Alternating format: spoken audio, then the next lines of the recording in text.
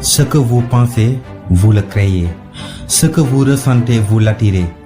Ce que vous imaginez, vous le devenez.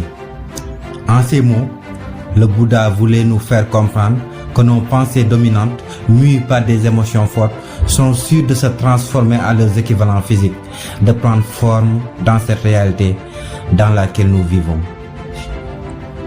Tout ce qui existe dans ce monde a été d'abord créé dans le mental. De l'appareil avec lequel vous suivez cette vidéo jusqu'à celui qui est le plus sophistiqué du monde. Si vos situations actuelles ne vous conviennent pas, si les résultats que vous obtenez ne vous plaisent pas, vous devez commencer par changer vos pensées. Car notre vie n'est que le miroir de nos pensées.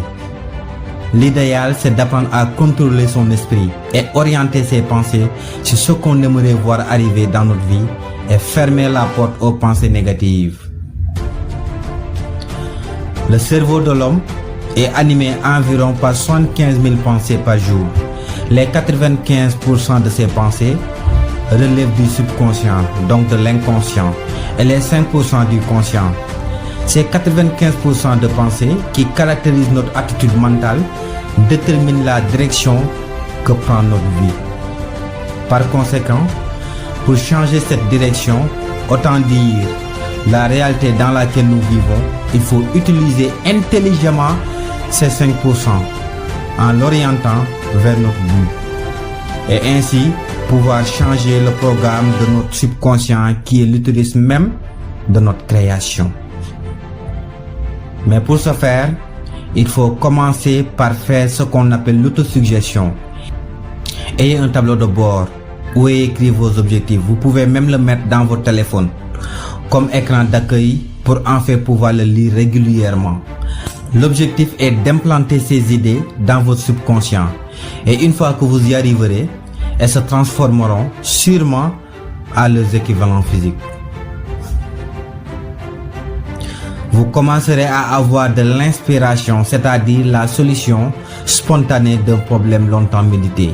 Vos pensées, vos émotions et vos actions seront en harmonie pour l'atteinte effective de votre but. Avec peu de patience, vous allez enfin concrétiser les objectifs que vous aviez fixés.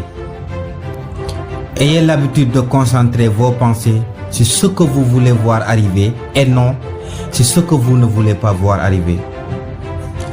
Comprenez que l'inquiétude, la peur, entre autres la crainte, ne sont que des formes de prière de ce qu'on ne veut pas.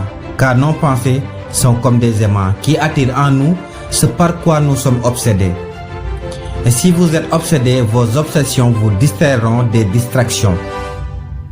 Si vous n'êtes pas obsédé, c'est les distractions qui vous distrairont de vos potentielles obsessions. Ce qui constitue même la source de la création circule en tout moment en nous. Mais il prend la forme de nos pensées, comme l'eau prend la forme du tuyau dans lequel elle circule. Ce qui prouve que la réalité dans laquelle vous vivez n'est que le produit de vos pensées. Donc pour contrôler votre vie, apprenez à contrôler votre mental.